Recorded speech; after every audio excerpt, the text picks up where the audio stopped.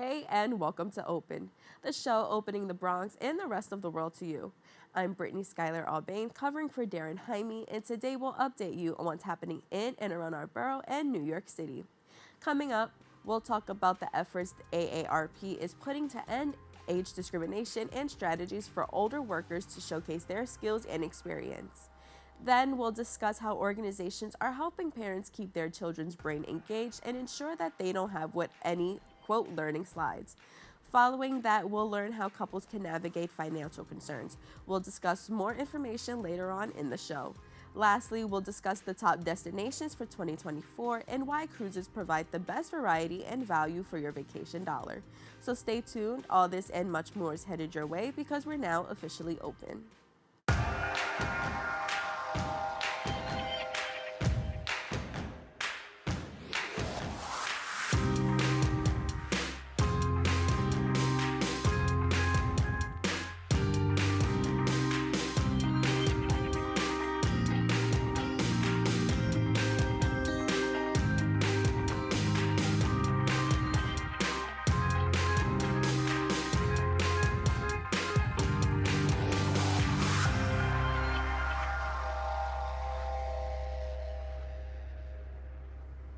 Hey everyone, I'm Brittany Aubain, and you are now watching Open, a live program bringing the Bronx and New York City straight to you.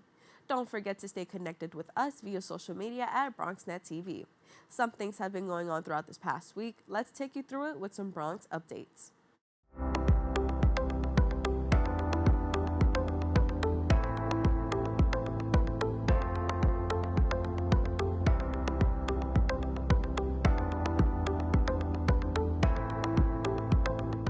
We're starting off with city news. New York City is initiating a pilot program to assist migrant families by providing prepaid debit cards. These cards, initially allocated to 500 families with children, are designated exclusively for purchasing food and essential baby supplies from various outlets, including bodegas, grocery stores, supermarkets, and convenience stores. This initiative replaces the city's current practice of offering non-perishable food boxes to migrant families residing in hotels. This shift is expected to save over $600,000 monthly, totaling more than $7.2 million annually. The prepaid debit cards empower families to buy fresh, culturally relevant food and preferred baby supplies. Recipients are obligated to sign an affidavit affirming the card's proper use, with any violation risking removal from the program. Since the spring of 2022, over 173,000 migrants have entered New York City's intake system. More than 60% have subsequently transitioned out of the city's care. In other news, New York City is rolling out its permanent outdoor dining initiative, Dining Out NYC. These rules aim to prioritize fairness and broaden access to safe outdoor dining across all boroughs. Initially emerging during the pandemic to compensate for restricted indoor dining, sidewalk cafes and streeteries played a crucial role in supporting small businesses. The summer of 2023 saw the extension of outdoor dining to every neighborhood in all 5 boroughs. Scheduled for implementation in March, the new rules concentrate on rectifying issues observed during the temporary program. They include a fee structure tied to the size of roadway sidewalk cafe, a prohibition on fully enclosed structures, and an 8-month operating season for roadway cafes from April to November. The objective is to create a more open and visually unobtrusive outdoor dining experience, distinct from the enclosed structures of the pandemic era. The application portal for Dining Out NYC opens in March 2024, with existing establishments having until August to apply for continued operation. In community news, South Bronx Cares and residents rallied against the oversaturation of supporting housing and shelters. Our BronxNet reporter Chanel Thompson was there to tell us more. South Bronx Cares and local residents marched and rallied against the oversaturation of supportive housing and shelters. This has left unanswered questions for the people who live in this area, who are asking politicians why the Bronx is the first option for housing and shelters in New York City. The issue we're focusing on is they demolished a church that was an institution in the community that was 135 years old. and we had petitioned for this church to be considered for landmark status, but somehow that fell through the cracks, and the church ended up being demolished, and the lot's been sitting vacant because they're not trying to build actual housing on the lot. What they're trying to build is shelters, and this area is saturated with shelters versus other boroughs that don't have as many. So the statistics are there. If anyone wants to look, you can see it for yourself. We spoke to some local residents who feel unheard and forgotten because of the many different changes that have happened within this community. They say they are tired and upset with the way things have been handled involving the Bronx. We shared the burden of the city. Can we share? Can the rest of the community, can the rest of the boroughs share our burden as well? What they're doing essentially right now, what we feel is that the South Bronx is the recycling center for New York, and we don't like it. And the first thing that people say is, oh, the Bronx is dirty, the Bronx is this, because we hear that all the time, right? The Bronx is where we're raising children. The Bronx is where we have our businesses. The Bronx is where we have our neighbors that care very much, and we care very much about each other, and we want to flourish as a community. We are like, we just worry about the way things are trending right now, and we just want more positive things coming to our neighborhood rather than, shelters. We want like a specific programs for the children, hopeful things. Like there's too many good things. I mean, we want balance. That's what we're asking for, balance. Yeah, balance. I mean, why is everything coming to the South Bronx? All the negative stuff coming to the South Bronx when we have so much of it. Like, give us some hope. South Bronx Care's mission is to fight for the homes in the community and make it a better place to live. We hope to see their answers are heard from politicians and changes are made in the near future. To learn more about South Bronx Care's latest news and updates, you can visit their website at southbronxcares.nyc. Reporting for BronxNet, Chanel Thompson. Thanks, Chanel. That's all for the Bronx updates. We have to take a quick break, but we'll have more open when we return.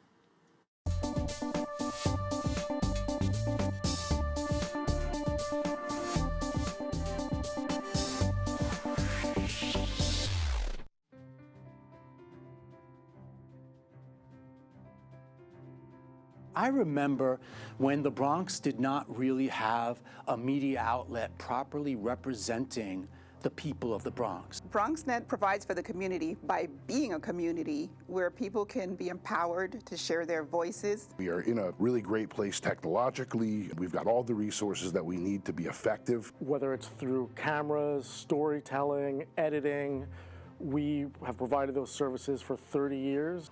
BronxNet's mission is to be a voice for the community. To educate, to inform, and to inspire. And you can be a part of it. We've built studios for you.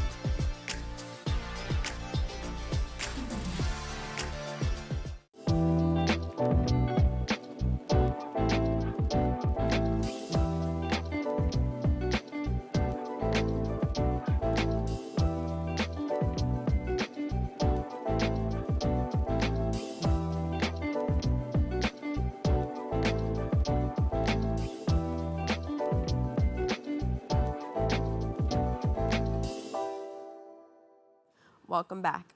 Recent research indicates a significant rise in the contribution of older workers to the labor force. With approximately 11 million individuals, the older workforce has nearly quadrupled in size over the past 4 decades. Professionals in their 50s, 60s, and 70s encounter distinct challenges such as age bias and discrimination, which can hinder their job prospects and career advancements. Here now is the VP of Financial Resilience Programming at AARP, Carly Roszkowski. Carly, thank you so much for joining us today. Thank you so much for having me. So to start off, right, can we just talk a little bit about what the job search landscape looks like now, particularly for older job seekers? Well, the labor market is strong and unemployment is still at historic lows. Earlier this year, we did ask people 50 and older if they were looking to make a job change in 2024, and about 14% said yes. Making more money was the top reason for a change, followed by wanting to feel valued and wanting more flexible work options. So encouragingly, 86% did feel confident that they could make the switch in 2024. And are there any emerging job trends or changes in the hiring process that people should be aware of for 2024? Well, many older job seekers, 50 and older, feel that age discrimination can hurt their chances of getting a new job or advancing in their career. New AARP research shows 64% of workers 50 and older believe that they've faced age discrimination in the workplace today. So we want to ensure that older workers' resume highlights their skills and not their age. We recommend having a resume 2 pages or less and making sure you highlight your most recent and relevant experience. While you want to include credentials, you don't have to include graduation dates. Don't include your street address. Including that full mailing address is an outdated practice. And if you're holding on to an AOL or Hotmail email account, switch to a more modern service like Gmail. And a best practice for not only older job seekers, but for all job seekers is to bot-proof your resume. Organizations are using these AI tools or bots to do an initial screening and eliminate resumes before they're even seen by an actual human being. So to get past that initial screening, make sure you're using industry-specific terms or specific keywords from job listings that you're interested in. You know, I think that's a really interesting point that you bring up about kind of these bots and eliminating your resume beforehand, because that's something that we're seeing so much now in the job trend, whether it's older individuals or younger individuals. So can you tell us what are some things, aside from industry key terms, that could get your resume eliminated? Maybe like a double column resume. What are some of those things? Well, networking is key. So talking to friends, loved ones, neighbors, former coworkers about that you're looking for new job opportunities and get their suggestions. And sometimes it's having a contact at an organization that might get you past that initial screening. And if you're not on LinkedIn, getting on LinkedIn can help your chances to be seen by recruiters and employers, making sure that you have a profile picture and making sure that you're filling out that skills section. LinkedIn members that have 5 skills listed are 27 times more likely to be discovered by recruiters. You can also join groups on LinkedIn, and those provide excellent in-person and virtual networking opportunities. I think that's amazing. And so are there any other specific strategies or approaches that have been proven effective for older professionals specifically? Well, we have an initiative here at AARP called our Employer Pledge program that recognizes older workers, and thousands of companies have signed the pledge and are committed to an age-inclusive environment. So given that employers' need for talent, especially in a tight labor market, it does make good business sense to hire older, experienced workers. And research shows that 77% of all workers value their older colleagues for the skills and experience that they bring to the job. And are there any potential tips that you have for job seekers to overcome the potential age bias during the application process?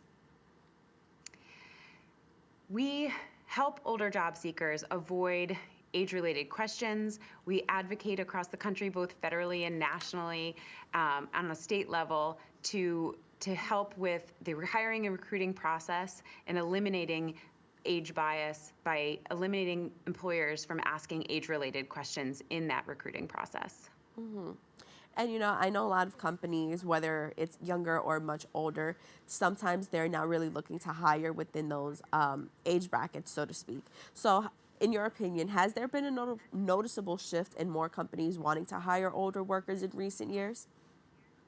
We have seen an increased interest nationally with employers looking for older workers and looking to hire them. Again, We have an AARP job board that highlights our employer pledge signers who have a seal on those job descriptions and those job placements, looking for older workers and looking for the experience that they bring to the workforce. Speaking of that experience that they bring to the workforce, can you talk about some of the advantages that older individuals do bring to the workforce, and how can we effectively communicate that to employers? Older job seekers or workforce employees do bring what we call soft skills or power skills, things like leadership, communication, mentoring, and those are skills that employers are looking for, and older workers tend to have more of those due to the experience they have over the course of their career. And from the employer perspective, are there any insights into the initiatives that employers are putting in place to attract and retain older talent? Yeah, so we've seen things from returnships to apprenticeships for workers of all ages, as well as phased retirement plans, different benefits that employers are putting in place to not only recruit, but also retain workers of all ages. And you kind of touched on this a little bit earlier in the interview, but can you talk a little bit about the importance of networking for job seekers, older individuals? Networking is critical, especially as an older job seeker. You have a much longer career that you can tap into. So when talking to former colleagues or even your current colleagues, asking them for suggestions or their advice can help with the job search. And of these resources, can you tell us a little bit about what are some resources that AARP offers to older Americans looking for work, and how can individuals access and benefit from these resources? AARP is offering free virtual interactive workshops throughout the month of February for job seekers. And these workshops will focus on updating and age-proofing your resume, honing your interview skills, networking, and how to avoid work-from-home scams. You can register for a day and time that works best for your schedule at aarp.org/jobsnational. And are there any specific tools or programs that have received positive feedback from users? We at AARP also have an AARP job board. Like I mentioned, we have help with resume. We have videos both on demand and live to help with interviewing skills and navigating the job market. And those resources can be found at aarp.org/work. And you know, something I want to mention is that we didn't necessarily mention in this interview is why older individuals are going back to the workforce. So can you talk a little bit about how the changes in retirement plans have influenced the decision to continue working? Sure, there's many reasons that an older person might go back into the workforce. Making money or needing more retirement savings is the top reason, but also people still want to be challenged. They want to be in a social environment. They have more left to give in their career. So we're seeing a whole host of changes. The financial reasons are usually first and foremost. Absolutely. And what are some other free resources that AARP may offer to older Americans looking for work? We have a whole host of content and articles on aarp.org. We also have our Skills Builder for Work platform, which is hundreds of upskilling and reskilling courses, everything from digital marketing to helping you start your own business. Those are all you can find on aarp.org/work. And what advice do you have for older individuals who want to go back into the workforce but kind of don't know where to begin? Come to AARP and check out all the free resources and content that we have available. Make sure you're networking and using your vast career level of coworkers that you've experienced throughout your career, as well as remaining confident. Well, Carly, that's a great place to leave it. Thank you so much for joining us today. Thanks so much for having me. For more information, you can visit the website at aarp.org/work. Don't go anywhere. We'll be back with more Open right after this.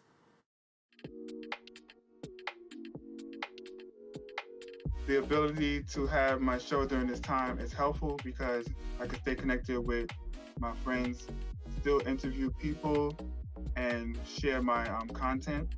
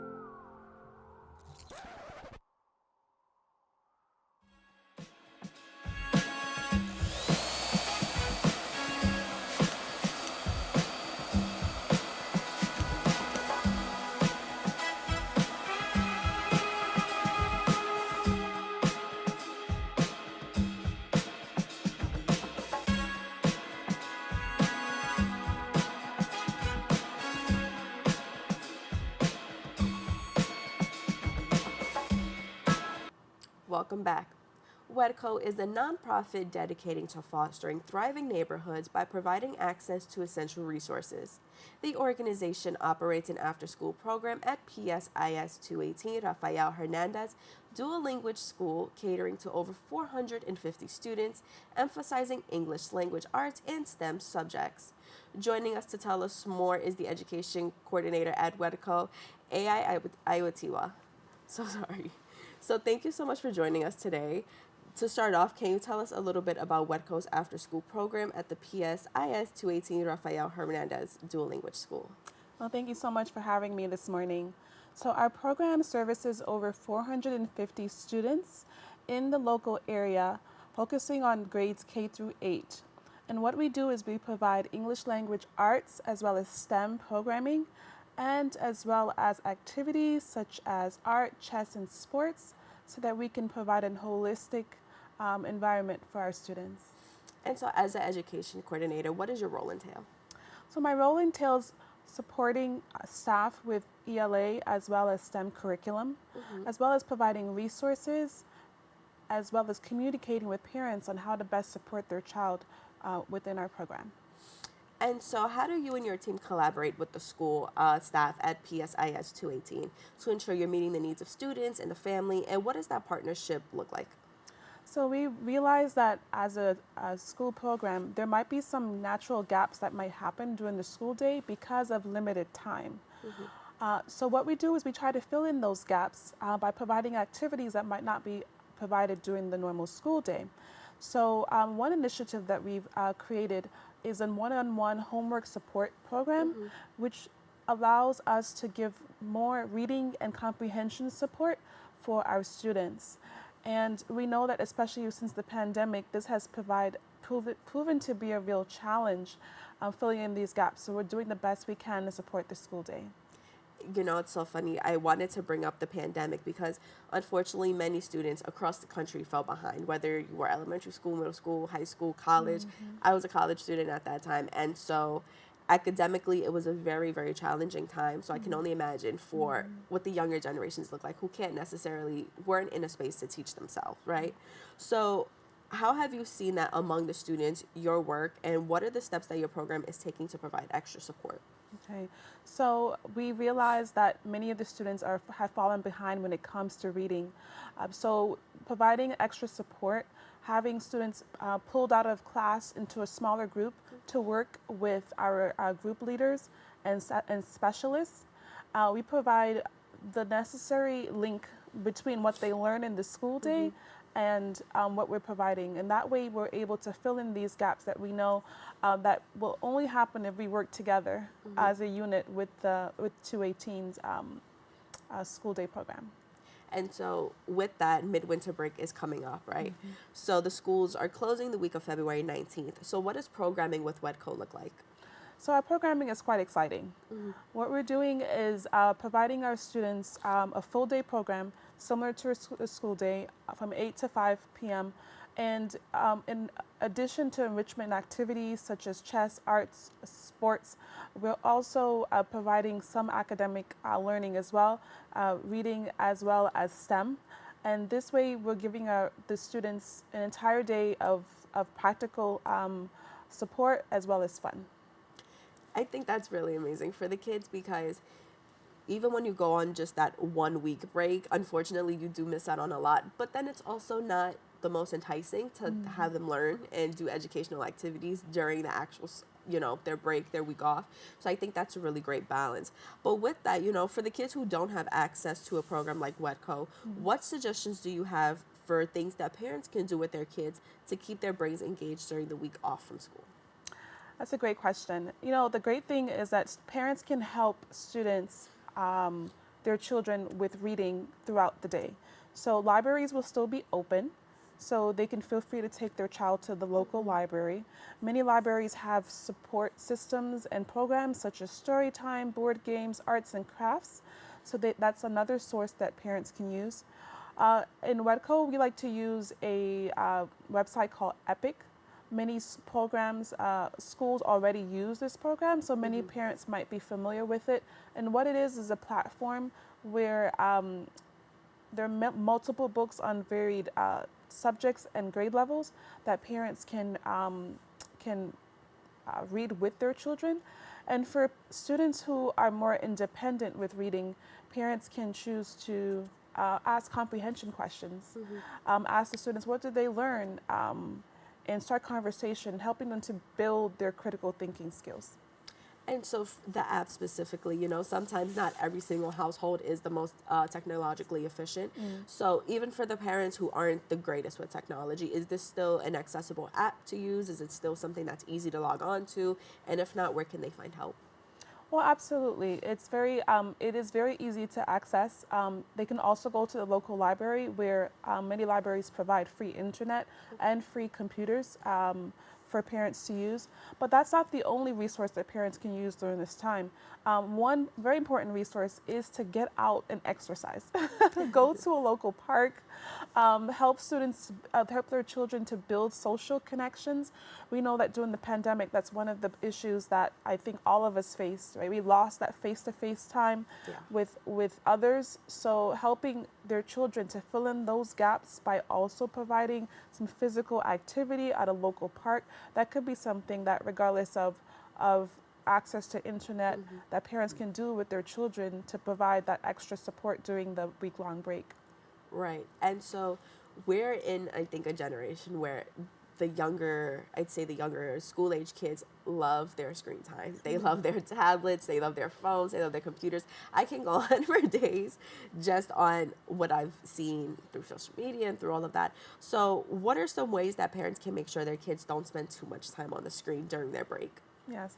Well, another way, in addition to taking them outside for physical activity, is to work on some arts and crafts with them.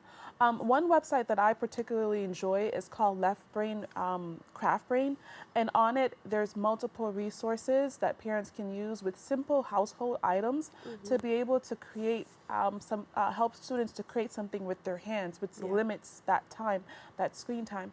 And during WHEDco, we like to use a curriculum called Engineering Challenges, where we use simple household items such as paper clips, paper, tape, scissors, and we create fun things like cars and roller coasters and buildings, and we've simulated creating cities. All of this in an effort to help students use their hands, get a bit of physical activity, and also limit screen time. I think that's so important, and I look back when I was in school, and those breaks, it was the perfect time to kind of foster that creativity, because that's not something that we necessarily had time for with school and the curriculum. So it was really important for the parents and teachers to kind of work together, so that way when we went back to school, we were still actively stimulated and were able to go back in and kind of be engaged for the rest of that school year. So I think that's really important, and I really appreciate the accessibility to it, right? These are simple things that you would normally have in your house anyways. So you're able to create these projects, and then so that way when you go back to school, it's not like this big jump of, okay, I got to kind of get my brain working back again. But, you know, any more tips for parents who may want to foster creativity in their kids, whether it's through visual arts, exercising, you know, what tips do you have? Well, I also recommend taking their child onto a field trip. Students love field trips. We see that. So it's nice when a parent can take their child to a local, say, zoo. Here we have the Bronx Zoo, which is very accessible. We have the Botanical Garden here in the Bronx. We also have the Bronx Children's Museum. And even for extra credit, some parents can ask their students to write a journal to learn to express their feelings about how they felt on the trip, and kind of merge what they saw with their personal creativity. Maybe they could draw, if it's a younger student, what they saw. Bring the journal with them and kind of document the field trip. So that's another way that parents can engage their child in something exciting, hands-on, and gives that social connection as well that many children are lacking. Absolutely. And what are some maybe advice or some recommendations that you have for parents that are kind of, I don't want to say stressed, but always anxious when their children are going into break? Because it's, how do I keep them entertained for so long? You know, you have the kids in the house. It is for a week, but you know, when you're used to having them in school for 8 hours a day, when they're now home 24 hours. You know, what are some recommendations or some advice that you have? You know, what works for us, even at WHEDco during the school day, is to have an agenda. Okay. Students like to see what's happening in the morning, in the afternoon, and for supper. And the reason why is because it creates excitement. It helps them be patient because they know they're looking forward to something. So maybe a parent can create a calendar. Monday, we'll go to the library and grab a new book. Tuesday, we'll take a field trip to the Bronx Zoo. Wednesday, we'll create a DIY activity on craft brain. Maybe we'll take another field trip during the week. And then have an agenda so that students can see the week at a glance and build excitement, you know. And then maybe Friday could be a day where they wrap everything up, where the parents review the week and also prepare any packets or anything that the students might have received from the teacher as well, because that's important as well. Yeah. And kind of really be there to support their child holistically. I think that is such a great piece of advice. I think that's such a great idea to kind of keep that structure, not so strict and so enforced, but you do have that structure there. So with that, I want to thank you so much again for joining us and for sharing this with us. Thank you. For more information, you can visit their website at WHEDco.org and follow them on Instagram and Twitter at WHEDco Speaks. Don't go anywhere. We'll be back with more Open right after this.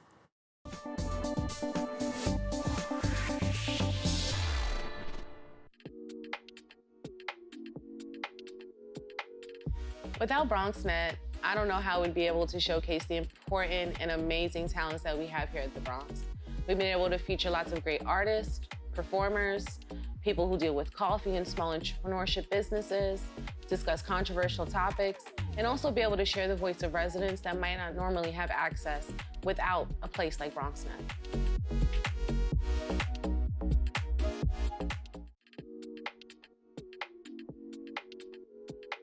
Hey everyone, it's your girl Kat from the Kitty Rose Lifestyle, also from The Next Chapter, where we discuss shades of gray every week right here at BronxNet, Saturdays at 11 p.m.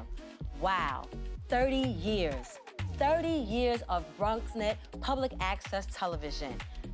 I'm a girl from Brooklyn and came to the Bronx 25 years ago, started my journey on BronxNet on public access television in 2016, and BronxNet is where I got my start. BronxNet, I feel like, is a home away from home. They support all of my endeavors, and I wouldn't have been able to be on any of the other channels if it wasn't for the fundamentals that I learned right here at my start here at BronxNet. So I am so appreciative. My son says I should stop telling people I'm from Brooklyn because I've been here now, Bronx Strong, for 22 years. So I'm so grateful, and I wish you much success in 30 years, 30, 30, 30, 30, 30, 30, 30, 30 more, because public access is necessary so that people like myself can have a voice. Yes, BronxNet, it's your girl Kat from Kitty Rose. Check me out every Saturday at 11 p.m. right here, Channel 68, The Next Chapter, where we discuss shades of gray. Mwah. Welcome back. As the spotlight turns to love and relationships each February, the Fidelity Investments 2024 Couples and Money Study brings to light some intriguing insights. It appears couples might not be as harmonious in their financial views as they believed. A significant 45% of partners confess to occasional money-related disagreements. Joining us to delve into the study revelations more is the Vice President of Education at Fidelity Investments, Meredith Stoddard. Meredith, thank you so much for joining us. Thanks for the opportunity.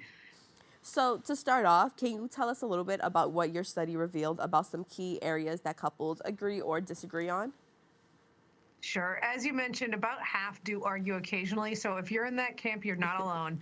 About 1 in 3 did disagree on major goals. So what are they? How much should we save? And 1 in 4 said money is their biggest relationship challenge. All hope is not lost. Communication really does make a big difference. We found that amongst couples who communicated well about these things, those misalignments were a lot less frequent. We did also find that about 1 in 3 couples didn't know how much their partner made, which could be a great starting point for those who are struggling with how to tackle this.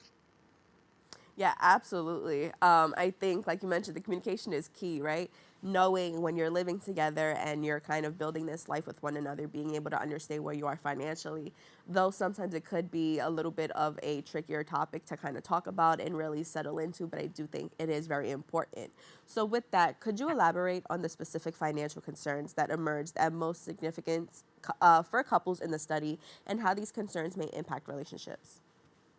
Yeah, you're right on that. There were a couple of major themes that came through.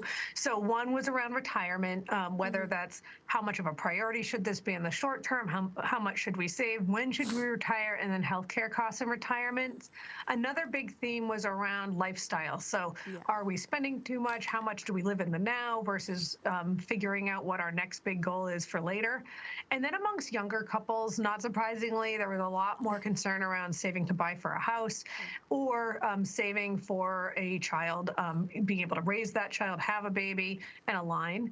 The good news is for couples who are either younger or have a longer time horizon, say for retirement, you can use that power of time and trajectory on your side. So what you want to do is have those conversations early and create those alignments as soon as possible. We did find that a lot of couples just avoid the topic altogether, and that's not going to get you where you want to go if you don't face that and start to chip away at it.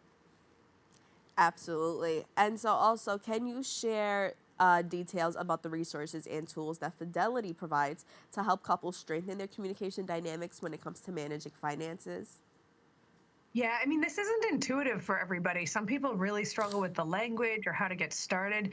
The other thing to remember is that this is not a one-time conversation where you solve all of your money challenges. This is a progress that happens over time. So that's why we put together checklists and articles at fidelity.com/couples. The other thing I'll say is there were three really big categories that help people get on track. So one is that communication, figuring out a cadence that works for you and actually making that time to prioritize coming together, whether that's monthly or annually or quarterly or even weekly, to have that conversation and build that skill set so that you get more aligned. Two is collaboration. A lot of times it can be easy to just sort of defer to somebody who's seen the person in the couple who seems to know more and have their act together. And the reality is your voice can't come through, and it's hard to really get aligned if one person's doing all the driving and the other person's just sort of shrugging their shoulders and going along. So making sure that you each come to the table with your perspectives, your fears, your transparency about, say, your student debt, and making sure that you work through a plan to put it together. And then finally, confidence. So having a plan, chipping away at some of those areas where you are disconnected and knowing what you're working towards can make a huge difference over time. So not only do you build confidence through doing that, but you gain a sense of control and you start to feel good about where you're headed. Of course, I think this is all going to go back to communication. Communication is such an important factor in every aspect of your relationship, but especially when we're talking about financials here, right? So can you also discuss, that the study indicates there are more than a quarter of couples that feel resentful about being left out of financial decisions. Why do you think couples may not be aligned on some financial topics, and what are some advice or strategies that you suggest for navigating the path to financial harmony? Yeah, I mean, some of it is around, it's not always something that needs to be done today. So it's not like, putting gas in your car that has to be done right away. It's something that can be really easy to just push down the road and have a lot of time pass. The other thing is people don't want to kind of rock the boat and get into topics that might be a little bit sensitive or where you have a hunch that you might not be exactly aligned. And so taking that time to come together and face that early and often can make a really big difference. The other thing that I think is important to note is that you come from different backgrounds. You may have similar seeming families, but what was normal in one household might not be normal as with you as a couple. So you've got to create those new norms. And it's really important that everyone's voice is at the table so that it doesn't become a point of division between you. It becomes a point of unity. Absolutely.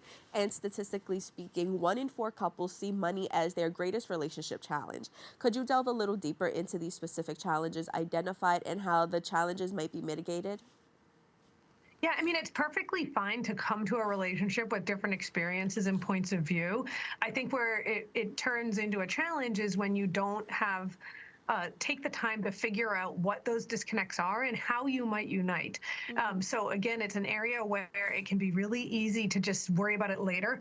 And so having those skills is something that takes practice. Not everyone came to the table with the right financial education, the skills of dialogue, or the ability to kind of work through those things. And so that's something that if you want it to not be pulling you apart, it's something that you want to make it a unifier. And so working together can really build that harmony and that confidence. Absolutely. And on top of that point, it's interesting because most partners claim to make financial decisions together, but there's usually the one that feels very resentful because they feel like they're being left out of a significant portion. So how can couples ensure more inclusive conversations and financial decision-making processes? Yeah, we are in heterosexual couples. We're still seeing a little bit of a gender divide with more men taking on those longer term responsibilities and women taking on some of the short day-to-day bill paying. We are seeing that gap closing in recent years, and that can be an opportunity to start to change some of those defaults that people fall into and those patterns that people fall into. So it can be an opportunity to educate yourself, learn, and make sure that you get on track. You don't want to assume that the person coming into the relationship with more knowledge is the one that always has more knowledge. The other piece is setting up a system that works for you. So for some couples, everything together is the way to harmony. For others, it's just too chaotic and too much to manage. And so some couples find that having a mine, an ours, and a yours bucket allows you to have a little bit of control and autonomy without running every lunch purchase by your partner, but setting some parameters so that you're unified in some key areas and working together in those key areas. So there is no one size fits all, and that's why the conversation is really important so that you can find some norms and frequencies that work for you and feel good about what you're doing. I like that what you brought up about the I, yours, and ours bucket. I think that's something that's very important to have.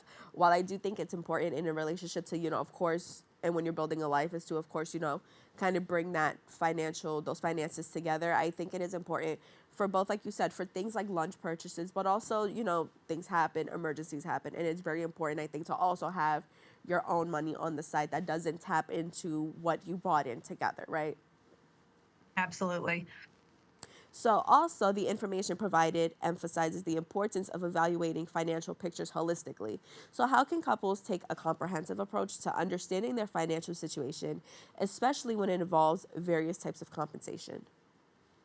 Yeah, it sounds really basic, but writing down what you owe and what you own is a great starting point. And as simple as that sounds, not a lot of people take the time to do it regularly. There's also some great software programs you can use to pull that together. And then you want to take a look at what's coming in and what's going out on a regular basis. I know I just took a look at my credit card spending over the last year and found some areas of opportunity where we can cut back. And so, taking a look at that, you think on a daily basis, but until you actually put the pen to paper, figuratively speaking, and look at the actual numbers, it can be really easy to lose sight of things. $5 a day can really add up to a lot over time. And so getting control of the little things and the big things in a way that works for you can make a big difference. So it's one thing to know that you should communicate. It's another thing to do it. It's another thing to know you should have some priorities, but it's another thing to do it and actually chip away at it. So as silly as that sounds and as basic as that sounds, that can really make all the difference. It is all fun and games. It is all fun little purchases here and there until you sit down and you evaluate, what did I spend? How much did I spend? And did I really need that?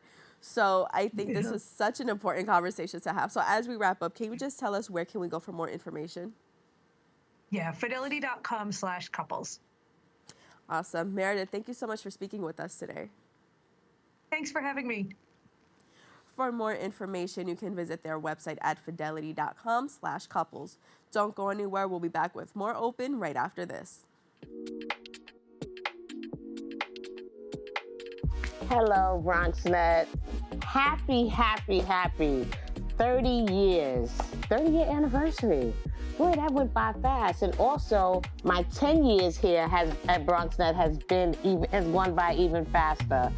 I have a show called Just Give Me the Mic. My name is Deborah Coco, and I just love everything about BronxNet. What I've learned here, I've actually taken my studio production class, my field production class, and doing a show here has opened up so many avenues for me. It led me to acting and meeting some incredible people. I've been hosting and just having an incredible ride. So I still love coming to the studio and having my face-to-face interviews just like it was day one when I came into the studio. BronxNet has opened up so many opportunities for people within our community. But nonetheless, happy 30th anniversary, and keep on helping people to create their own dreams within the media industry.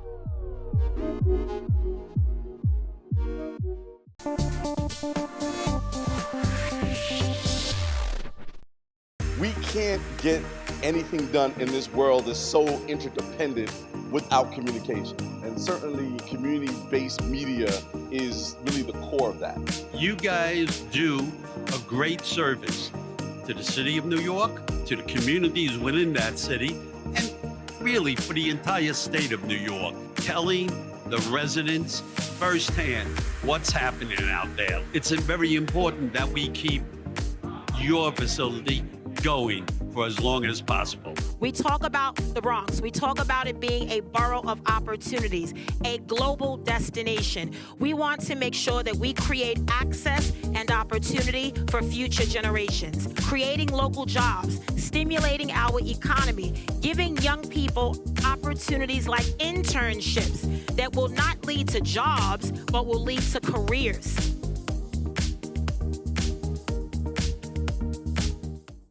Welcome back. Today is Valentine's Day, a time when many are dreaming about their next vacation getaway with the ones they love and care about the most. Joining us now to discuss why a cruise may be just what you're looking for is travel expert and editor-in-chief of Cruise Critic, Colleen McDaniel. Colleen, thank you so much for joining us. Thanks for having me, Brittany. So, why do you believe that cruises are such a great option for couples when planning a romantic getaway? Well, first of all, you get to spend more time together. We all live very, very busy lives, and cruising really offers a romantic escape that lets you maximize your quality time together, whether that is enjoying cultural sites in Europe or simply relaxing on a beach in Hawaii. Also, cruising is unmatched when it comes to variety and value. You get to pick your stateroom type, your dining, your entertainment, your activities, and so much more. Also, when you compare cruising to a similar land vacation, cruising is just more inclusive, making it the best vacation value for your dollars. And so you kind of mentioned I guess you kind of get to plan your own trip, right, in a sense. You get to kind of pick your own activities, your own food, all that stuff. So what specific features or experiences make cruises ideal for fostering romance? Yeah, well, I think that there are wonderful spas on board cruise ships that are really a nice way to get pampered and feel a little romantic. Why not book a couple's massage or, dinner at a really nice specialty dining venue? And, for those who aren't necessarily celebrating Valentine's Day, but they're celebrating Galentine's Day with the girls, how can cruises create the perfect setting for that as well? Okay, so I love talking about this trend because there really is no better way to connect or reconnect with the women in your lives than embarking on a new cruise journey together. Cruising provides so much variety when it comes to experiences that it caters to women everywhere, whether it is discovering a new city or enjoying beach time or even signing up for an adventurous activity. Plus, you unpack once and then you wake up every day in a brand new port, which is a great reason to take this kind of vacation. Let's be honest, it can be kind of hard for women to get away given their daily responsibilities. And cruising really offers flexibility and an ease to travel that makes it the best value for your vacation time. And also, what are some activities or amenities do cruise lines offer that cater to groups of female friends celebrating their friendships? Well, I talked about the spa, and I can't think of a better way to spend time with my female friends than a day getting pampered, be it in a thermal suite or getting a facial with my friends. But also, there are some really nice adult-only venues on board cruise ships. For example, Norwegian Cruise Line offers 2 outdoor venues, including Beach Vibe Club and Spice H2O, both of which are for adults only. So you can have a really nice adult time with your gal pals. There is nothing like a good manicure, a good facial, a good massage to make you just feel like a new woman and ready to take on whatever, right? But before we go into that, we have to book the cruise overall. So what are some key factors that we should consider? Well, first of all, book ahead. Right now is actually a great time to start planning your summer 2024 vacation. And for a limited time, Norwegian Cruise Line is offering 50% off all of its cruises. And that includes its free at sea offer, which comes with a variety of perks, including unlimited open bar, free specialty dining, free shore excursion credits, free Wi-Fi, and so much more.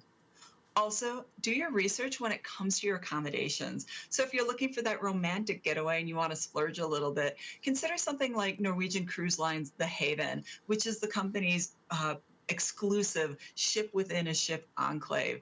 And this comes with a host of amenities, including private restaurant, private bar, private pool, and 24/7 butler service.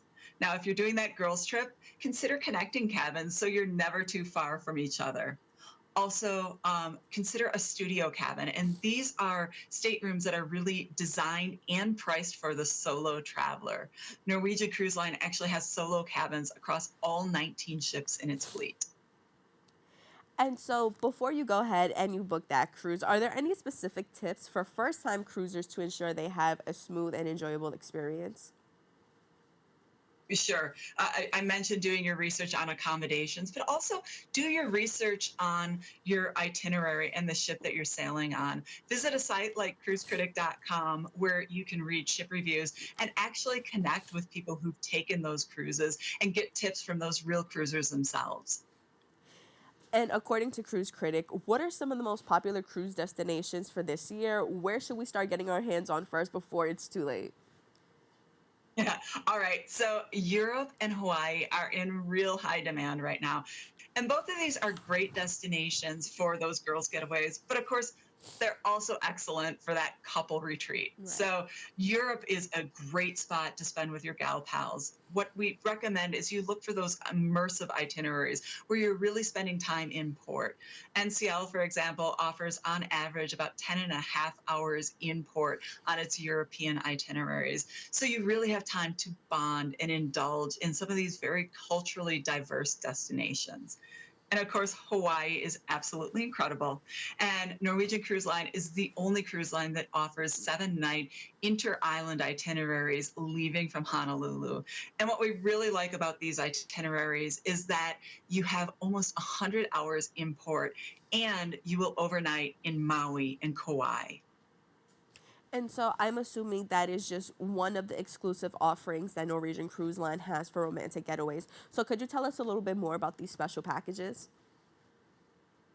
Yeah, absolutely. So I talked about Hawaii, but Europe, for example, is, as I said, very hot. And Norwegian Cruise Line is visiting a ton of places around Europe, including the Mediterranean, Northern Europe, which is one of my favorites, and the Greek Isles, which is really should be on any traveler's bucket list. Mm-hmm. And when it comes to Norwegian Cruise Line, honestly, that is the line that I hear about the most when we're talking about cruises, but we know that there are a few others. But what is it specifically about Norwegian Cruise Line that sets them apart in terms of providing unique experiences and, just memories? Well, one of the things that makes Norwegian Cruise Line really special is their freestyle approach to cruising, which I love. It's a bit of a come-as-you-are approach to cruising, and it means that you can schedule your dining when you want. You can enjoy setting up your own schedule. You get world-class entertainment on Norwegian Cruise Line. They have some real Broadway caliber entertainment, and they have some exclusive things on their ships that nobody has, including a go-kart track. So if you ever thought, boy, I want to go do go-karting at sea, Norwegian Cruise Line is the cruise line for you. Go-karting at sea, I think that is such a cool activity to do. I mean, you're right there. You got this beautiful view. I think that's awesome. So on top of that, can you share some romantic highlights or special events that couples could expect during these cruises?